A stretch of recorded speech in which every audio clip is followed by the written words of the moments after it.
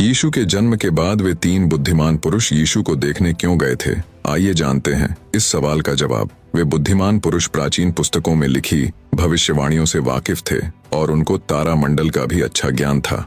यही कारण है कि जब यीशु का जन्म हुआ तो उन्होंने आकाश में एक नया तारा चमकते देखा, जिसे उन्होंने एक नए राजा के जन्म के आकाशीय संकेत के रूप में व्याख्या किया। और वे चमकती तारा को देखकर पूर्वी देश से यीशु से भेंट करने गए और वहां पहुंचकर दंडवत होकर बालक यीशु का आराधना किया और अपना अपना थैला खोलकर उसे सोना, लोबान और गंधरस की भेंट चढ़ाकर यीशु को यहूदियों का राजा और वादा किया गया मसीहा के रूप में स्वीकार किया।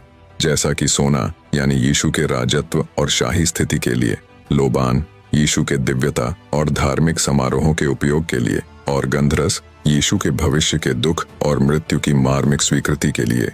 उनकी यह यात्रा केवल नए राजा से भेंट करने तक सीमित नहीं था, बल्कि आध्यात्मिक मान्यता और आराधना का कार्य भी था।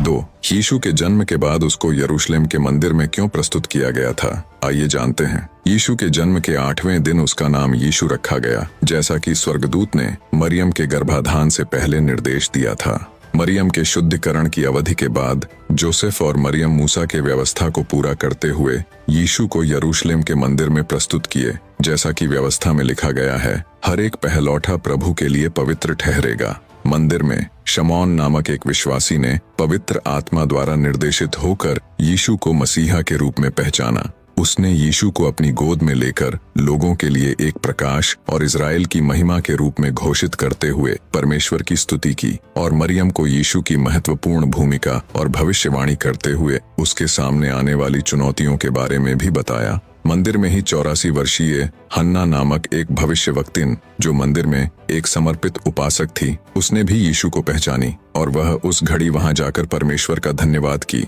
और उन सभी को यीशु के विषय में बताई जो यरूशलेम के छुटकारे की इंतजार कर रहे थे। और जब वे प्रभु की व्यवस्था के अनुसार सब कुछ निपटा चुके तो वे नासरत को लौट गए। 3. जोसेफ और मरियम यीशु को लेकर मिस्र क्यों चले गए थे? आइए जानते हैं। दरअसल वे तीन बुद्धिमान पुरुष पूर्व से एक तेज चमकते तारा का अनुसरण करते हुए बालक यीशु की तलाश में यहूदिया के लोगों से यीशु को यहूदियों का राजा के रूप में पूछते हुए वहां पहुंचे थे।